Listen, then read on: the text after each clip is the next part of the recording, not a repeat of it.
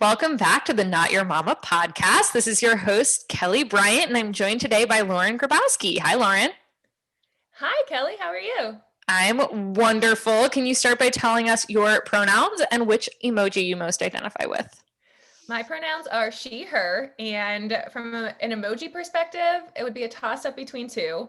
One, the super excited blushy face with the hugging hands emoji, or the smiling one with the little sweat mark, because it's just constant state of semi-anxiety but happy. So those are probably the two. That is so accurate. So for the listeners, Lauren and I have known each other for years. We're real life friends, and you need to know that is a very accurate representation of Lauren. Just so filled with love, slightly panicking, so filled with love. Oh my God, that's absolutely it. Yep. Okay. So you are an OT. I would love for you to well, first of all, occupational therapist, that's what that word meant. Yes. Can you tell us a little bit about what an OT does and how, what your professional background is? Anything you want to share? So from an occupational therapy standpoint, I'm an occupational therapy practitioner, and I specialize with children. So technically OTs can work across the lifespan, and our main goal is to increase performance in daily activities. So we look at anything you do throughout the day as a daily activity, whether it be breathing, sleeping, eating, playing, anything that you complete is considered an ADL, or an activity of daily living, from an OT's perspective. So I specialize with children. I've been an OT for about 7 years now. And I specialize with kids pretty much 0 to 10. I have my own private practice here in Florida. And I specifically help kids within schools and the home environment with developing their play skills, social interaction, their motor skills, handwriting. I do a lot of sensory processing, motor coordination, all of those things to help them live life to the fullest. I for sure want to talk more about sensory processing and what that even means, because I know the circles that I travel in, there's more awareness of what sensory issues are, what that even means. But I definitely think that there's a lot more clarity that we could get into around that. I have to tell you, for the first couple years that I'd ever heard of OT or occupational therapy, I thought it was related to work. I thought it had to do with ergonomics of your desk. So for anybody listening, yes. I cannot tell you how many times someone's I'll be oh, I'm an occupational therapist. And they're oh, can you help me find a job? And I'm well, do you have fine motor delays that you need help with that you can't find a job? Or do you just not know what an OT is? Amazing. They're no, I'm actually an OTA and I need you to help me find a job. Yes, exactly. Okay. So I feel the lingo around this, not having a lot of firsthand experience with learning disabilities, developmental delays, all this, the lingo is very confusing, right? So once upon a time, we had very little understanding of any of this. And we just called all of it, trigger word, I'm going to say retarded. We just called everything that was not neurotypical retarded. And we obviously know that is not correct. And that term is very offensive to people. What are the different ways in which we classify people's abilities? And can you talk about the fact some of those are brain things and some of them are body things? What are the terms? What does it all mean? So the big words that I typically only use are challenges or delays. So, and most of the times it's challenges or difficulties in my mind. Through my private practice, I only utilize private pay, kind of unfortunately, but also fortunately, because that gives me more of a freedom to not go by the diagnosis, where I'm treating the full child with what I see, with what are our big concerns, our challenges, difficulties right then and there. Because a lot of it, the way that I look at a child, and work with a child and the family is everything's interconnected, everything's related. Where if we are having a problem with handwriting, I am going to be looking at all of the other systems that play into handwriting. So I tend to not like, the only really reason I encourage a diagnosis or language to that extent would be, one, for insurance purposes, to get the supports and strategies that you need. Two, to help others conceptualize, or parents to grasp kind of what they're looking at and what they're kind of working with, and help set some expectations, maybe on some different levels, is helpful. And then otherwise, just to help communicate that to other families or other teachers or anyone out in the community. So from a general perspective, me personally, from a professional standpoint, I use like challenges, delays, difficulties, concerns, whereas because those are a lot less they're still very human. Like, we all have challenges. We all have delays in some standpoint. It just depends on the level that they're affecting that child's daily life. So that's actually really interesting that what it seems like you're saying is first of all, I'm going to ask you who gives a diagnosis? Is that you or is that someone else? But also it seems like what you're saying is the diagnosis is kind of irrelevant. You can have it or not have it, but what matters is it affecting the kid? Or, we're going to be talking about much younger kids today. So it's very much going to be affecting the parent, right? As they get older, then it's going to show up in a classroom environment. And I almost wonder if that's easier to assess, because it's just the teacher is this is an atypical kid. This kid isn't able to write or isn't able to, handle the classroom environment or whatever. So who does a diagnosis? Where does someone start and we're going to talk about how they know, if there's issues or whatever challenges. But where does someone go if they need a diagnosis? So there's a couple different options. And the reason why, so first off, I don't diagnose. I can't diagnose. I tend to point people into the direction of where to diagnose, or where to be diagnosed, or to receive further testing. A lot of times, since I'm working more of a population with kids with autism or neurological delays or anything like that, I typically refer to a neurologist, or mostly a neurologist, or a pediatrician, if they're going to kind of go on that pathway of trajectory, or giving another referral. Now, the school system, once older kids get into the school system, it is a little bit easier. A diagnosis within the school system, where you get full testing through psychologists, the whole team, is different than a medical diagnosis. So a child could have a diagnosis of autism within the class or within the educational system, but it doesn't necessarily mean that it's a medical diagnosis within, on their medical chart. So it's super interesting. Yeah. So a lot of times, even I will, if parents don't want a medical diagnosis or don't want to report it to insurance or anything like that, they can still get the supports and strategies, especially from autism, with an autism diagnosis or something like that, through the school district, where in the public system, the public schools. So I assume, is this just a Florida thing, or is this anywhere? No, this is anywhere. Okay. Yeah. And then you get an IEP, and you get all the supports and strategies and everything like that. And does that start at the preschool level if they're in a state public preschool, or does it start at kindergarten? When does that become okay? Yeah, typically kindergarten. You can do testing a little bit. I think it's 6 months, at least in Florida, you can do it 6 months to kind of help start kindergarten if you know that there's going to be challenges. But for the most part, kindergarten. Okay. And then a lot of state programs, this is very different from state to state. But something, we call it early steps in Florida, but there's early intervention in every state. So from 0 to 3 years old, if you are having major concerns, you can call your state's early intervention, and you can communicate with them to get an evaluation, and they can point you in the direction of services. Cool. For the show notes, I'm going to see if there's a global listing of every state's early intervention somewhere online, and I will link whatever I can find in the show notes. And by what I mean by that is my delightful podcast editor, my husband, is going to Google that and see if he can find such a resource for all 50 states early intervention for 0 to 3 year olds. I know locally it was offered through Healthy Start. So for anyone who's local to me, they do Mhm. assessments through Healthy Start.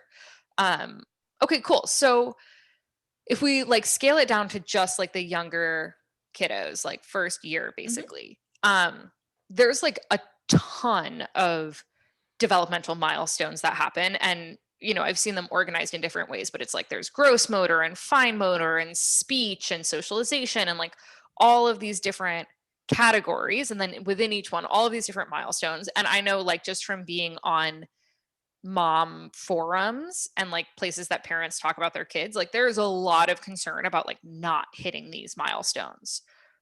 Okay. So if someone is like getting monthly emails from baby center and they say like your kid should be doing this and their kid isn't doing that, what does that mean? And like when do you get concerned?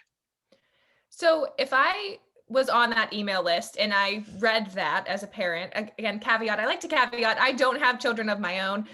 So this is from a little bit of a different perspective, You get to but be detached. It's very nice I actually. yes, that's why I like even talking to parents, I put that out front. I understand that. So, however, if I can put my place in or put myself in shoes of a parent, if I got that email knowing what I know and the background that I have, I would read that information and I would go, "Oh, interesting." And just kind of put it in the back of my mind of like, "Okay, so let's see where they are. Let's see if they're close to that or if there is a little bit of a concern, I might put my like thinking cap on and say, how can we facilitate that?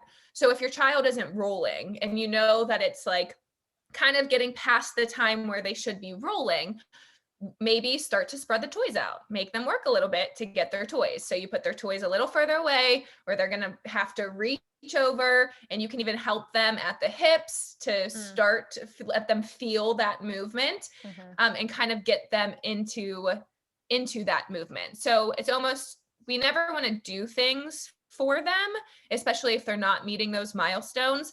But we want to encourage it or facilitate it. I think it's interesting that your instinct as an OT, well, first of all, I love that you're like very empowering to parents. We've talked about this before in your practice that it's like you're interested in like getting the parents to do the stuff that you're trying to get the kid to do, not like just being their, I don't even know, like their pseudo parent for like the Right. hour of your session or whatever. Yeah. So like actually empowering the parents to like do these things. And because I think so many people go straight to like, I asked my pediatrician, Right. which I mean, I don't even know, like, how long is it until your next pediatrician appointment? Like, you could be sitting there for the 3 months that you're not seeing the pediatrician doing something, as opposed to Right. just going to the Exactly. pediatrician who probably isn't going to have, like, the pediatrician's probably going to tell you, give it a little more time. Right. And that is been my experience. And that's why do have good relationships with some of the pediatricians around here. And it was part of our practice or a practice that I was at previously to my own of really getting into the community and educating pediatricians because that is their instinct just to keep pushing it off. Where Mhm, that's okay to some degree, but let's push it off and give and help them reach these milestones, not mhm, just keep them exactly what they're doing and in the space that they're doing and mhm, in like a chair or in a cradle and just mhm, keep doing what you're doing if they aren't reaching those milestones, because then it kind of accentuates the challenge or the mhm. problem that we might be seeing. Yeah, that's actually really interesting. I mean, this is the same with adults too, that it's like I think often with babies, it's like we get this idea that they're just like born fresh and new and they have like no um I mean, my daughter was born with torticollis. She was literally born like having sat on her head for the entire 9 months that she was in. Okay, maybe not the entire 9 months, but like she literally developed a stronger side of her neck. And we just like have this idea that babies are born with no asymmetries, with no preferences, with no like they don't come with any patterning, and that in that first year, laying them in a cradle or carrying them in a carrier, like that these things aren't influencing their development, and they very much are, like the simplest things like you said of sitting them in a chair or laying them in a cradle versus putting them in a carrier or laying them on the floor.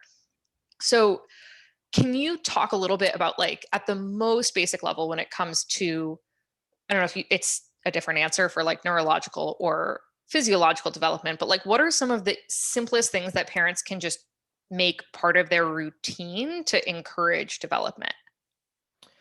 So the biggest one is floor time. Like if your child isn't eating, essentially like put them on the floor and like don't walk away, engage with them. But that is the biggest thing, that like belly time, especially just starting out, belly time on your back, like day one, start that. And that's really going to start to encourage and build this drive to start looking around. It's going to set their body up for success, because essentially we know before you use a muscle, before you can contract it, it has to lay flat and it has to stretch out before we can expect it to contract. So when your little infant is laying on their belly and their head is turned and their cheeks on the floor, it's stretching out that cheek muscle to help with feeding, essentially. And you want to have them laying on both sides. You want to stretch out the back muscles, so those turn into the postural muscles that can then contract and help them sit up.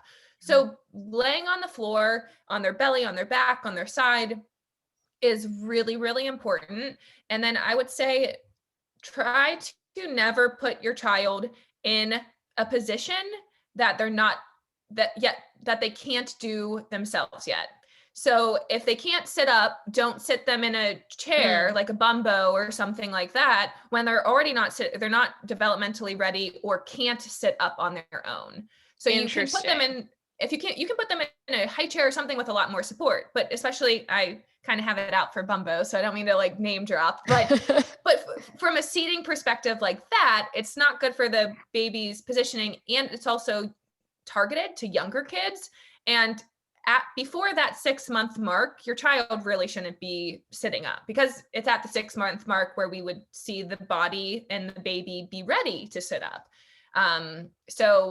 Or same thing with standers, same thing with those things. If your baby's not standing on their own, they shouldn't be standing up with the help of a device, unless you're in a therapeutic state.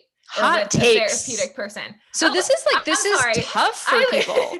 Like, oh yeah, I know for us, and of course, like also everything in moderation, right? I don't think like absolutely. I think that I don't think that you're like going to come into someone's house and be like, throw this away. But like, just to say like, I had a friend who was a PT who, like, my daughter loved her jumperoo, and we like limited jumperoo time, but sometimes that was the only way that dinner was getting made. And so like it can encourage toe walking. It is, if they're not actually able to stand on their own, it's allowing them to stand when that's not actually something they're capable of. So is there like a rule of thumb? Like, how do you like back down these things? Or like, are there other solutions if you're like, I need to cook dinner? Well, yeah. And that's the difference. If it's just to cook dinner, that's not going to be 4 hours on end, or that's not going to be an hour extended period of time. Or if they are in there and you need to cook dinner, maybe whenever you have a second, every 10 minutes, every 15 minutes, you go over there, like squeeze them, give them a hug, kind of get their body in different positions, even if you're holding them and like swinging them or anything like that, and then put them back in for a little bit of time. So it's more of those sustained periods, or day after day after day after day, is where we really start to see challenges, even from a structural perspective, from a muscle development perspective. That's where we can start to see changes and shifts happening with either extended time or extended across days. So maybe jumperoo happens twice a week, 3 times a week, and spaced out, Right. It's kind of like the, now that she's a toddler, it's like there is a pace at which Mickey Mouse Clubhouse can be consumed. And all of the caretaking parties need to be like on clearly communicating just how much Mickey Mouse Clubhouse is happening. This is the problem with having multiple Disney Plus profiles. See, she's at different points in all of the seasons on different people's accounts. And she's like, oh no, this is my favorite episode. I'm like, how many times have you watched this? That's so funny. And like, that's the thing where there'll be, and I do have a lot of hot takes. That's kind of just I'm going to ask you about another one. I'm excited. Go ahead.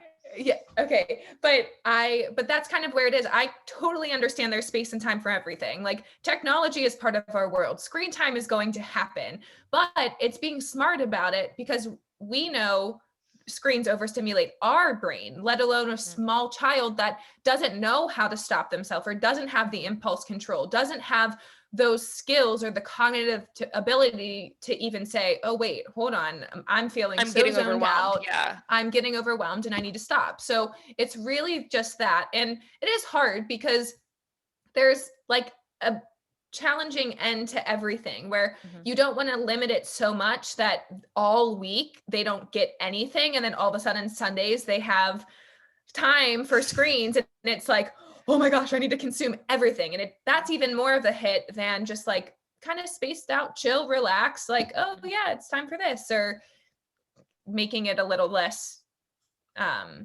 like necessary or needed.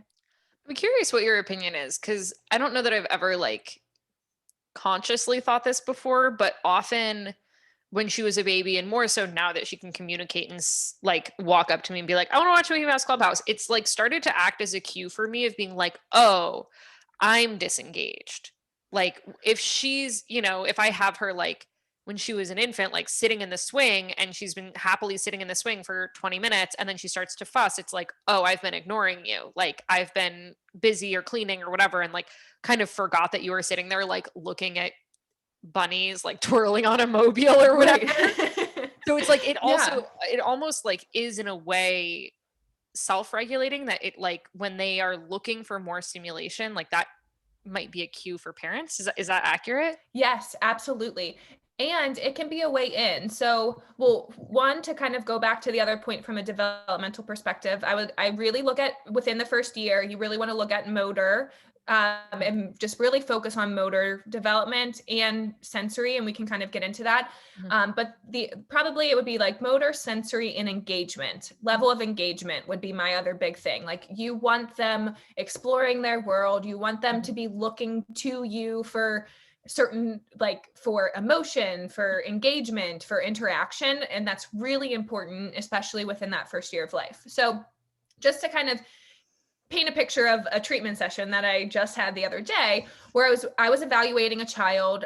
He just turned 2, but there was really no interaction and engagement with anyone in the environment. So I walked in the room, didn't even notice. The only thing that he really engages with is screens and the phone or music or videos. So I use that to my advantage and I pull out my phone and I put on like my favorite nursery rhyme kind of YouTube thread with the best music in my opinion. Can you please share it with me? Oh, it's super simple songs. Okay. Twinkle Twinkle Little Star one, and it has it's the extended one where it has all of the nursery rhymes in a kind of compiled. We'll put it in the show notes. Yes, it starts out really slow with Twinkle Twinkle Little Star, and it like goes through a couple other slow, like you're describing this like a live band set. I know, it's so good. And then you hit him with a ballad. And then Row Row Row Your Boat comes in and just like we're ready to move. Okay, so you show the kid your phone. So he was looking for my phone, or I put it on. He was immediately started looking for the sound. So I didn't show it to him right away. I hid it under like my jacket, and he had to go over to me, try to find it, found it. And then I used it within my session. I facilitated him laying on his belly while looking at it. And then we were doing some side lying work while looking at it. And intermittently, I would put my head between him and the phone, and I would be singing and I would be interacting, and I would make, with a mask on, but like make my eyes really big, or just kind of some level of engagement with me. And then we worked up to crawling. I was throwing my phone down the hallway and he's crawling after it. But by the end, I completely put the phone away and he was fully engaged with me. So like, that's how quickly something can shift, where we are wired for human connection, not technological connection. So even a child that hasn't ever met me before, he's 2 years old, and the only thing in his environment he connects with with is screens. Like within 40 minutes, he was fully looking at me, looking to me to sing. When I would stop, he would cue me or kind of fuss for me to begin singing again. And the phone didn't exist at the end. So I think it's like that simple, where if your child is asking for Mickey Mouse Clubhouse and then you pop in on the side and you start singing and doing the dances and kind of engage with them, Mickey Mouse is going to be great, but they want you more. Yeah. And I think I mean, what you said there of like, we are wired for human connection, and like screens are designed to like stoke our like dopamine and to like give us the positive reinforcement. But I don't think that, and the difference is that like it's more constant, right? Which is why we crave it, but it's not as satisfying. Right. Which is just such an interesting thing to think. Like, I mean, I really want all of the parents to hear that. Like, your kid wants you. It doesn't feel like it, maybe, if they are like obsessed with screens or like obsessed with a whatever toy or something. Like, they don't know how to express it. They maybe don't know how to make that transition that you described of like looking at the screen and looking to you instead, but like they do want you. Absolutely. And it is hard if you think about it, especially if we're playing with a child that does have a communication disorder, communication challenge, or some developmental, or their nervous system is a little like more fluctuating or more sensitive. Putting another or interacting with another human being that has their own emotion, their own regulation, their own energy, their own facial expressions, everything so unexpected, it can be really hard. And that's why sometimes whenever we're working or whenever you have a baby, it's hard, but you really want to kind of put things in doses, or just take that into consideration. I guess it doesn't even have to change your behavior, but just know that they're wanting you, they want you, but sometimes it's a lot for them. Even just another person is a lot for them. So the more that you can, I think I know you, I think a couple weeks ago, you posted that a baby borrows your nervous system until they can develop their own. And that could not be more true. So it is really important that you can regulate and you feel good and you're able to manage tough emotions and tough sensory stimulation in your environment and teach them, because it can be challenging. Yeah, this is actually something that is really complex, and like I don't think that we're going to get like a nice little soundbite of like an answer to it, but like as a parent, right now, like everyone is very isolated for the most part still, and I know a lot of adults are having trouble regulating, and they're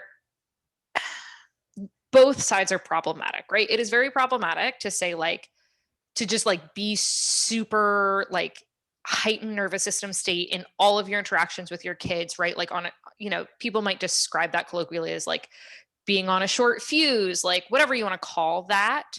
But also it's problematic to just like bury all your emotions and not model coping skills. So it's like, I mean, any words of wisdom for people, like, is it okay to show your baby, toddler, like preschool, elementary school age kid your feelings? And how can you do that in a safe way that they can learn but not also be triggered? It is so important to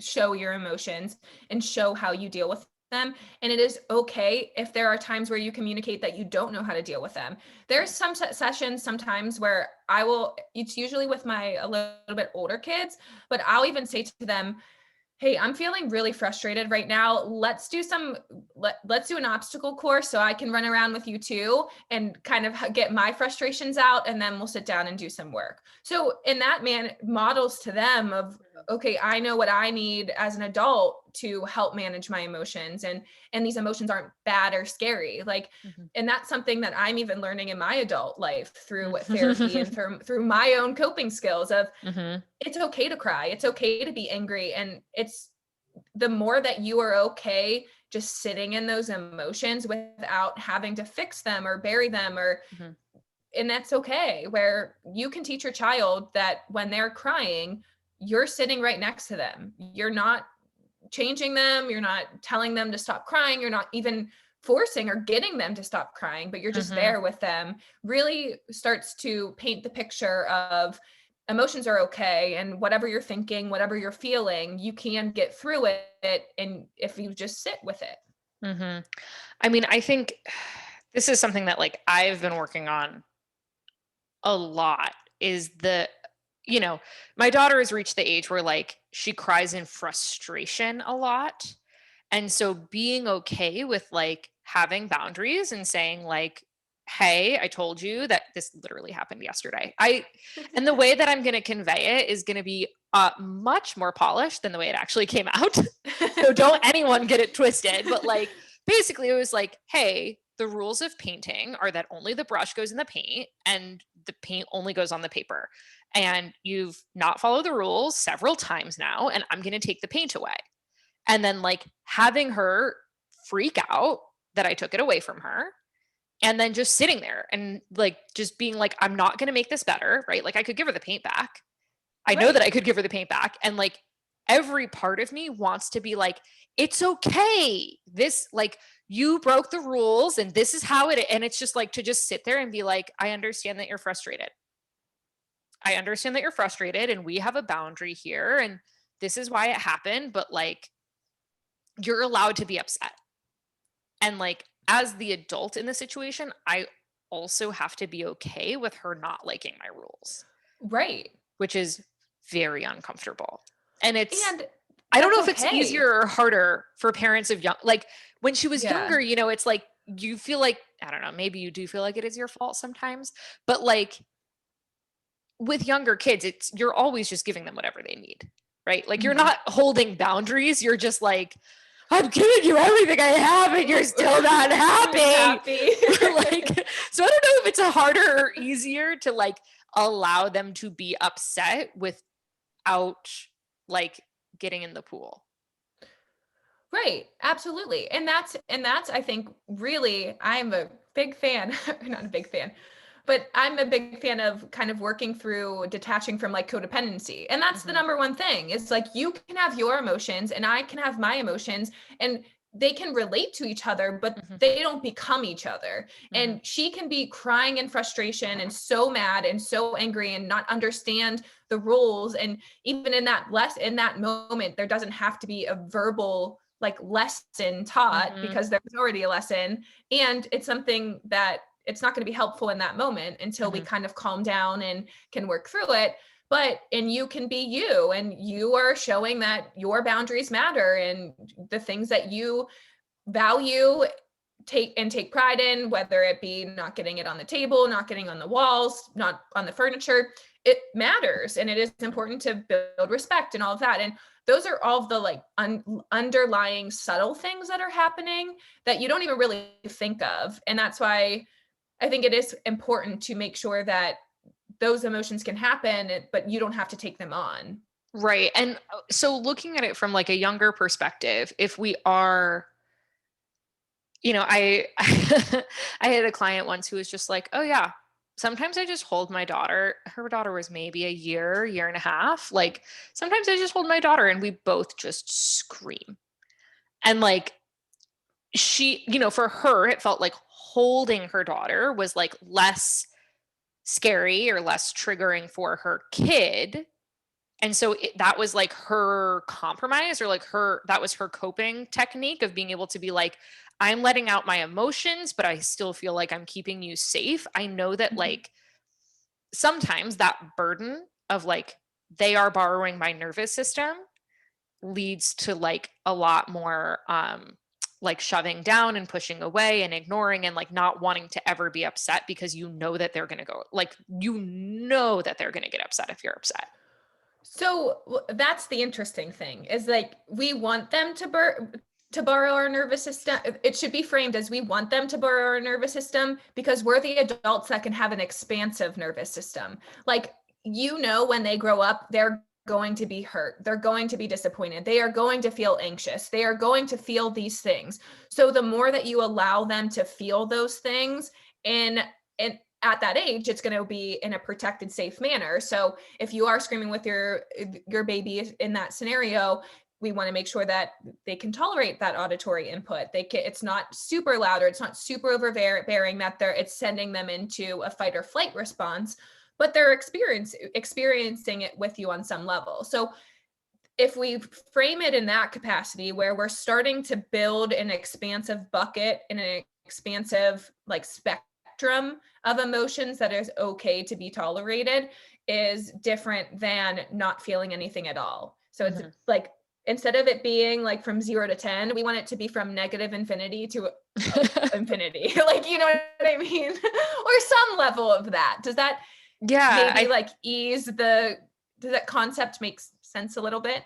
I think it does. I think it's one of those things like is going to require practice, you know? And I think that there's often with anything emotional, I mean, maybe people do this with physical stuff too, but for me, it always felt like it was emotional, that it was like, if she cried for more than 15 minutes once, it's like, oh my God, the world is ending. Like my kid is going to be ruined forever.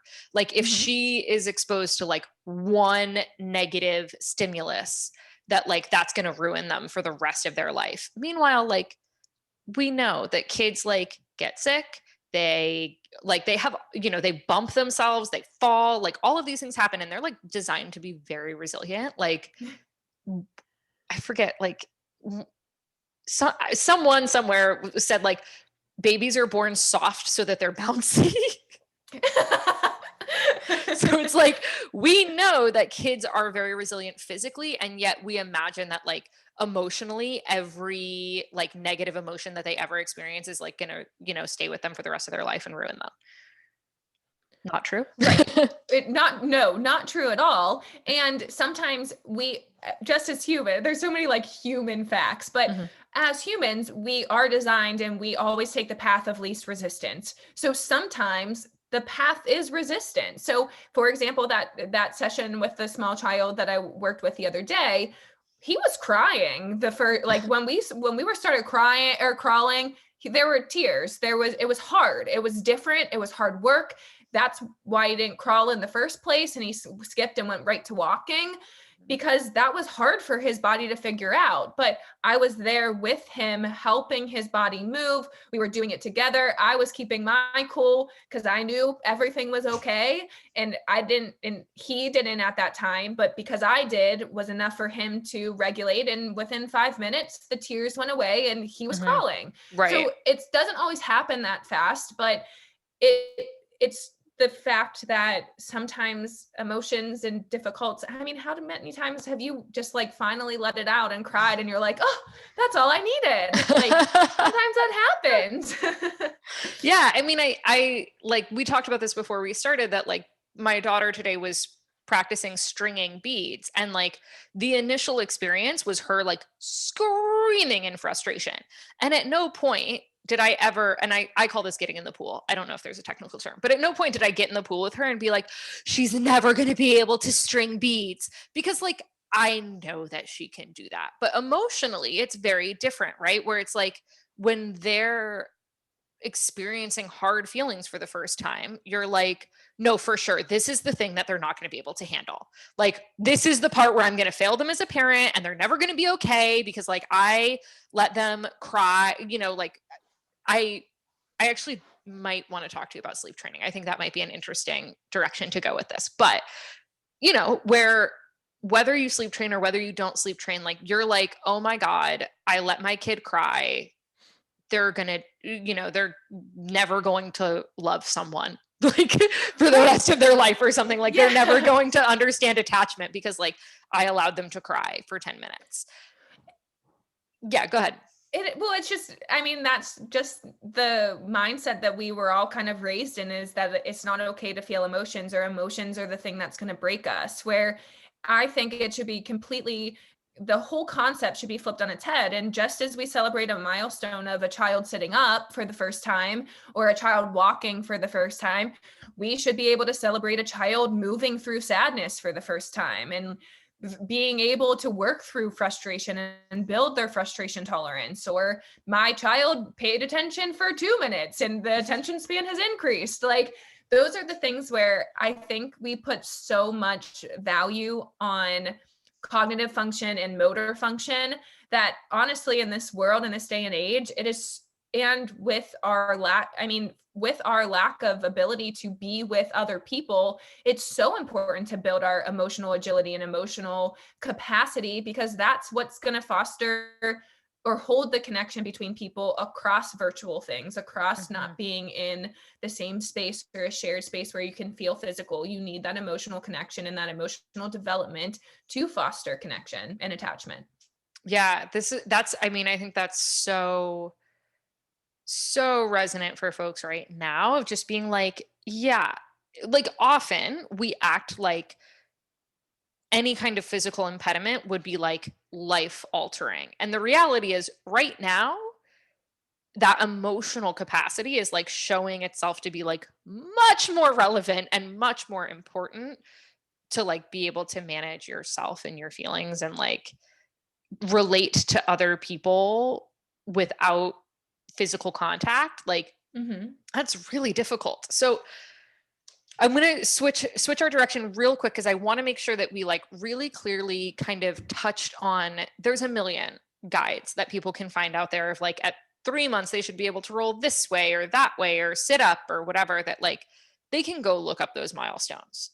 If their kid isn't hitting them, they, without talking to the pediatrician, like they can safely, within reason, just ask themselves like, how would, if I was a baby, like what would be compelling enough to make me want to crawl, or to make me want to push up to stand, or to make me want to roll over, like, and people can just try those things. Absolutely. Absolutely. I mean, that would be my prime example of the phone and the songs that I use. Like, I knew that was the child's motivator. So I used that as the motivator until I could get a better motivating object, which turned into me. And sometimes that can be the motivating or object. It could be their favorite stuffed animal. It could be bubbles. It could be music. It could be, you could lay their it could be sensory play, where even with food, or if you're putting their favorite food on, like dried pasta, or well, I guess not in the first year, but you know what I mean? Like, those are the things where something new over there, like anything, a certain rug, a different texture, And I you think laying over there. what's like, I want to point out here is like what you're describing are like intuitive consequences, not like you're like badgering them to do something, right? Not like you're like talking to a baby and being like, if you roll over, I'll give you this stuffed animal. It's like, no, you're physically putting it somewhere. And it's like almost like you're letting their own intuitive drive like compel them to want to do it. Right. So is that accurate? We want to, yeah, absolutely. So we want to, any human that we're raising, or we want them to have an internal drive, internal motivation, like a good frustration tolerance, what we were talking about. Those are the things. And how we build that is give them opportunities to explore that. So if the child wants me and I'm trying to help develop the milestone from sitting to standing, or standing, or like standing at the edge of a table or something like that, I'm going to be standing on the other side of the table, and I can be there looking at them, giving them eye contact, encouraging them in some way, or just kind of doing my own thing of like, oh, wait, I'm working on this, or I'm playing with this toy, or I'm doing this. And that increases their motivation or their drive or their engagement to say, oh, I want that too. Or like, what are you doing? I'm interested. I'm curious. We want to foster that curiosity. Right. So then use that to help develop those milestones if you are concerned. Yeah. So this is something that I have heard. I don't know if it's something that's like commonly said. I heard once that kids who have developmental delays, cognitive developmental delays, or emotional developmental delays are often actually easier to parent, because you can kind of just like put them in a swing or put them in a bassinet or something, and they'll just be happy by themselves for like hours, that they actually require less engagement. Is that accurate? And is like, are there any other kind of like cues like that it's like, oh, this easy baby actually may be a sign that there's a problem?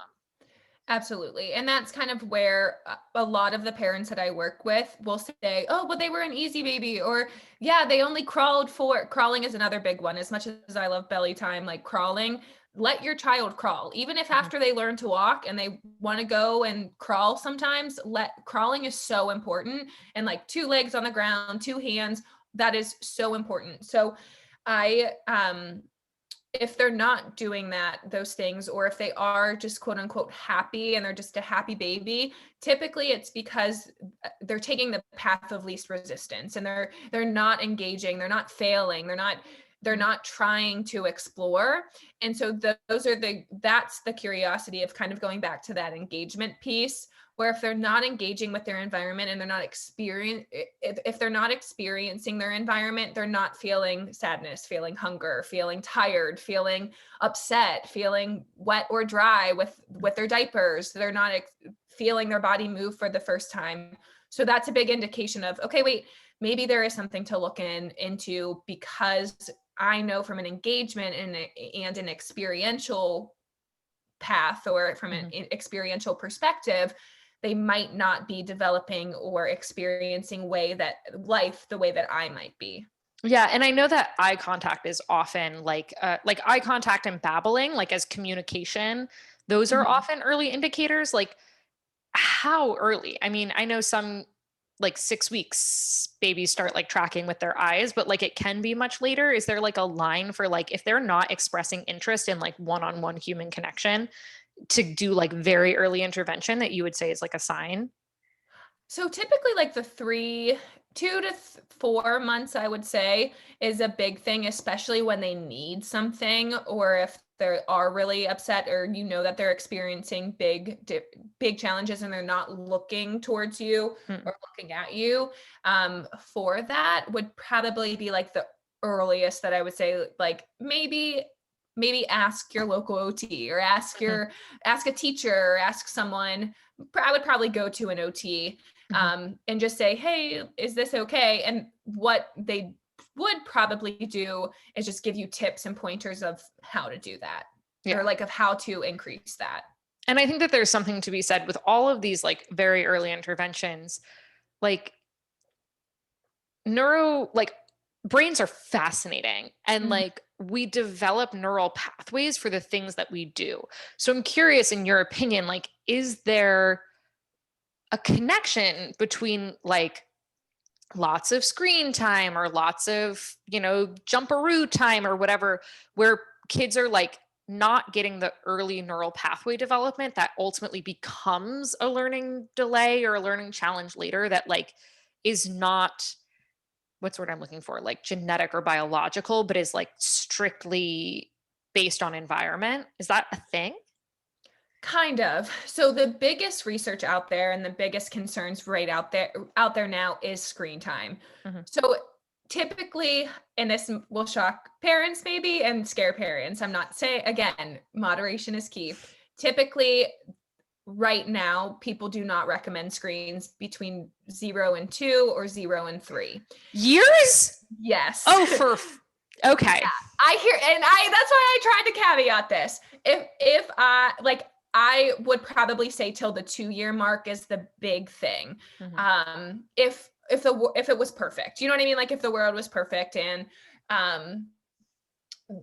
but only because it directly correlates between what we were saying, the excitement levels and the releasing of the neurotransmitters of the brain. So essentially, it's consistently overstimulating a brain that's not prepared to be overstimulated.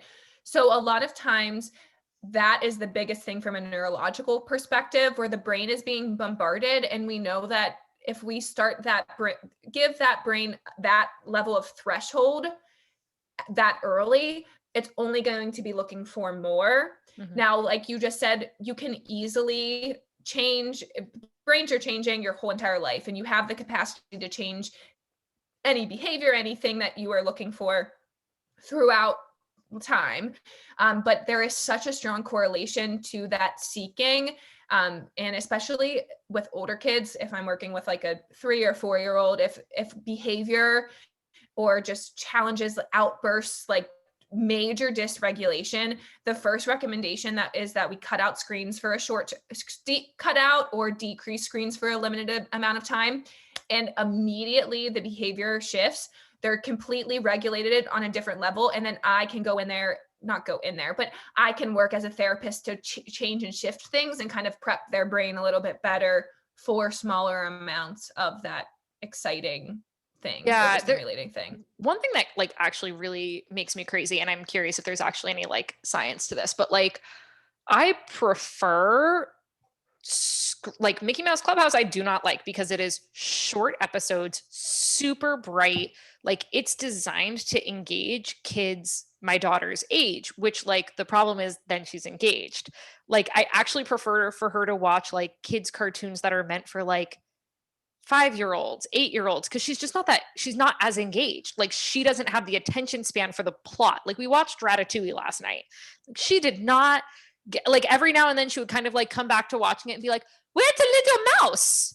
Like she doesn't like it almost feels better that she like can't engage with it as much as like really young children's songs and stuff.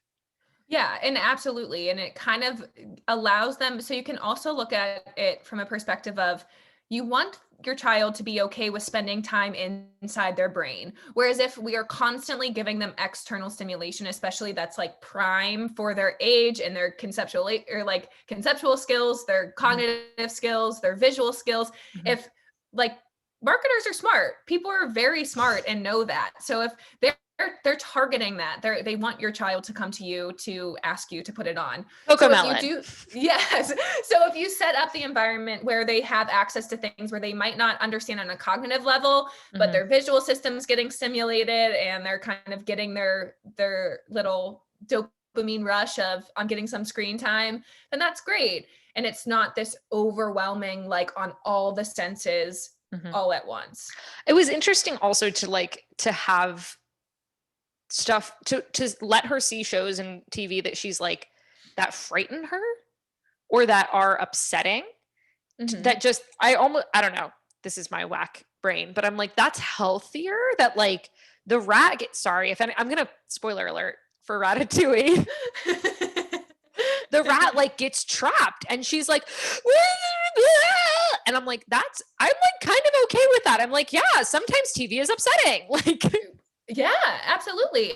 And it's okay to be upset. And then if you do, like, if you're kind of pressed on teaching your child a lesson, like, then you learn like how to problem solve or how to cope or how to do those things. Is like, if we can kind of prime them or teach them or help them or just share in that experience, it's a lot better for them than just put the blinders up and nothing feel bad okay happens at all on points. Mickey Mouse Clubhouse. Like nothing that ever happens on Mickey Mouse Clubhouse. Right. Okay. Just like nothing bad happens in life, right? Right. Totally. Like, so like, why are we, that's like, that is kind of my big thing is if we are primed, it is really important to caveat that remembering small children aren't adults. Like we can't expect them to make decisions. We can't expect them to regulate everything, but we also shouldn't expect them to live in this bubble wrap perfect world and then be like, oh, you're 18 here, bye, college. And then they're like, what is life?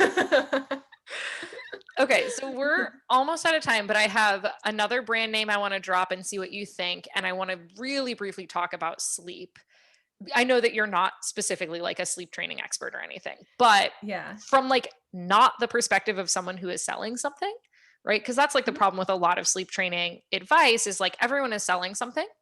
And it's like, okay, what is actually developmentally appropriate? So sleep wise, what is developmentally appropriate as far as like need for like parental, what's the word I'm looking for? Like emotional support, and how much, I mean, you can tell us how much is normal. You can just say, go look at Google.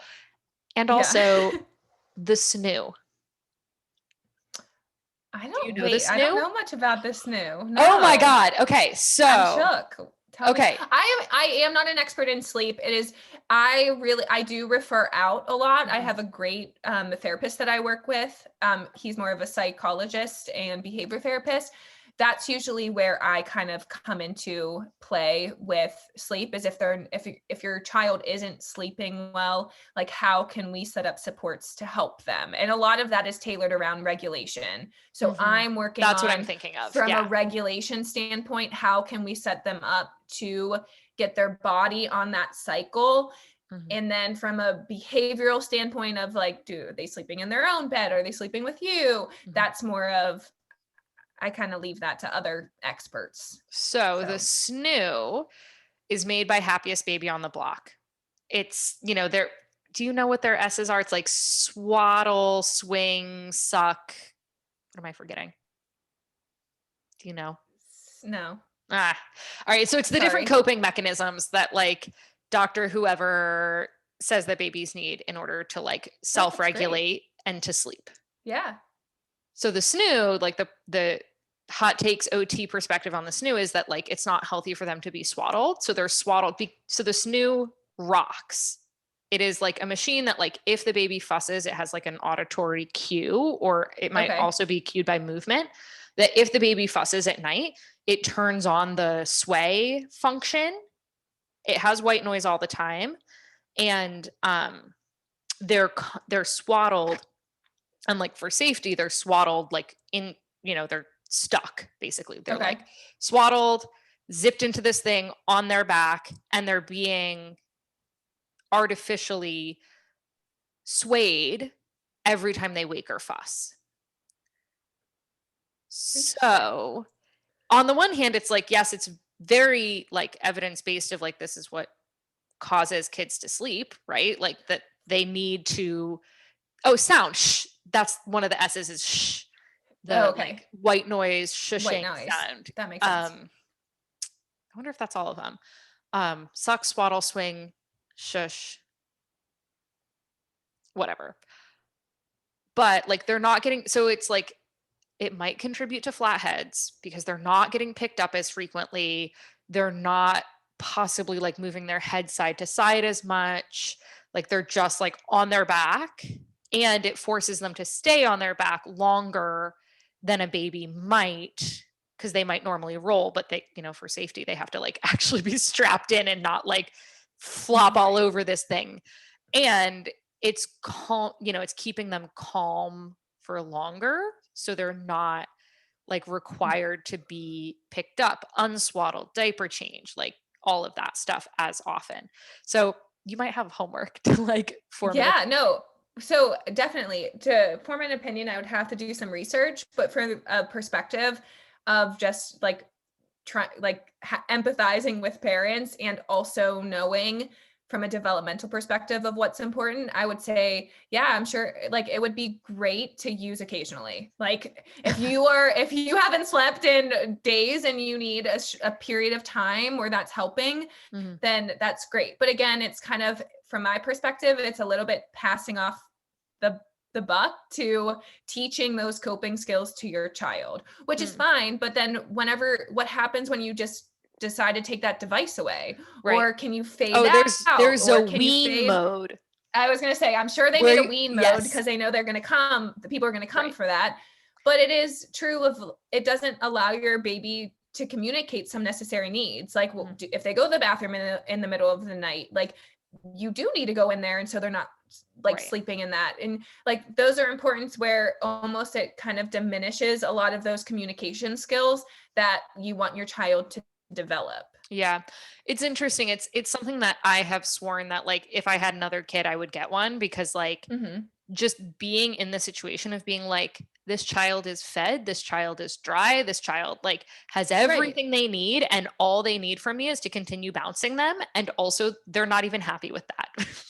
Where Right. And you're that's like, exactly right. And that's exactly where like that's amazing and that's super necessary mhm, and great. So maybe you do set your alarm in the middle of the mhm, night just to go in there, check, make sure that they're, or like wait, even just wake up, set an alarm, wait, go in there and like kind of wait to see if they wake up by themselves mhm, and do a change, do a little like mhm, holding them, feeding, whatever you need to do, and mhm. then reset kind of step. And Yeah. that's a new perspective that of from sleep that people are talking about, especially with toddlers, that reset their sleep cycle. So if a child consistently wakes up around the same time every night, um, parents will go in there kind of before that time period, wake them up and say like, just checking on you, and like kind of wake them up, get them a little bit like kind of talking, and then help them cope to go back to sleep and help bring them back to sleep. So it resets their sleep cycle and they sleep through the rest of the night. And you're That's giving them interesting. those tools of, okay, if I wake up, these are the things that I can do to help me go back to sleep. Is there a name for that if someone wants to look into it more? Can I? Yeah. I know that with infants, it's called like a dream feed, that you'll like go, like, this is a technique for getting kids to sleep longer at night, that like if you put them down at 8 and you're going to bed at 10, people will go in and like feed them, diaper change, like all that stuff, like without the baby really waking up on their own or asking for it. That's interesting. For like, I know for me, that would never work. My daughter is the lightest Right. sleeper in the world. And if she has any human interaction at night, it is balls to the wall. She's awake. Yeah. And that's me. And so like, yes, 100%. Like anytime I'm around another human, I'm like, oh, okay, I'm awake. So like, that wouldn't work for me either. But, and that's where I think there's tools to try with whatever. And it's just getting to know your own child and you and that interaction and dynamic. Yeah. So just to kind of like wrap up, I'll throw in, I should get a sleep expert. If you want to refer me to your psychologist, I should get a sleep expert on the podcast, someone who isn't selling something, because that's what's so hard is like, if you're a sleep trainer in whatever method you are, of course you're going to be like, this is the best way to do it. And like, this is why, and here's all the evidence for why this is right. And if you're like an attachment parenting expert and you think that babies should like sleep with their parents until they're 5, like, and that's developmentally appropriate, that's what you're, so. Right. Yeah. It's not supportive of parents who live in the real world who are like, okay, this is what I need to do. What is the most gentle or nurturing way that I can do what I need to do? Yeah. And that's exactly kind of the perspective that I take from a therapy point of view. Like there's sensory integration therapy, there's reflex integration therapy, and there are therapists within those that go kind of full on those things, only that. Whereas I always take the approach where I'm certified in a couple different things. I take in information about everything. I read a book a couple weeks ago about the vagus nerve. Like I'm reading things and applying them. So sometimes, oh my God, I know, right? I'm the geekiest person ever, but I read and consume different information and I say, okay, well, what fits best with this child or with this situation? And sometimes, research is great. Science is great. It's the basis of my profession. However, like that's the science to that. Obviously it's going to indicate that the child's going to sleep more. Like there's no way that you can make it not scientifically like evidence-based. Do you know what I mean? Same thing with like behavior therapy. Like if you're training a child to do something, they're going to do that. And then that evidence is going to support it. But is it emotionally healthy? Is it physically healthy? Is it mentally healthy? And that's kind of what you have to discern. Yeah. And you know, the reason that I wanted you to come on the podcast to talk about all of this is because you're looking at the whole family, right? That this kid is not, you know, it's never about like, let's sacrifice the parents for the sake of like, what is the best thing for this one child? Like there's siblings in the household. There's, you know, 1 or 2 adults, maybe 3, I don't know, who like all have to regulate and all have to be like holistically well, and not just like sacrifice everything for the sake of this child, where they're like pursuing, you know, seeing 10 different experts and following all these protocols and all this stuff. Like at some point it just has to be like, how do we fit this kid's needs into the scope of what is actually reasonable for this family? Absolutely. Absolutely. And that's why I don't give a lot of homework to my parents. Like that's why it might be good to go to a professional if you are having concerns, because the way that I practice is I'm going to help set the building blocks that the child needs. So whenever he's in his environment, like he's more apt to try and be successful in those things that we're trying to facilitate. So I'm not going to give you a handout. I'm not going to give you a list of things that you need to do. My job is to do the underlying groundwork and your job is to play, kind of thing. I love that. Can you, you work in Florida, you work locally in Palm Beach area. What, if someone wants to work with you, do you work outside of that area, or if they're in our area, how can they get in touch with you? So, I work pretty much from Jupiter to West Palm Beach, I would say. But I do I will consult with anyone if you have any questions, if you're up in Stewart or anything like that, and just kind of even help give you a little home program of certain things to work on if you want. So my website is laurenpgrabowski.com, or you can email me at laurenpgrabowski@gmail.com. And that's LaurenPgrabowski. And we will put those in the show notes and Perfect. socials. My OT one, it is a little bit more geared towards practitioners, but social is LG the Fit OT. And that's pretty much it. Sweet. Thank you so much, Lauren. This has been, I mean, it's always fun for me to chat with you. And I think this has been super helpful for folks. Thank you so much for going over time Great. for us too. Of course. Thank you so much for having me. I appreciate it.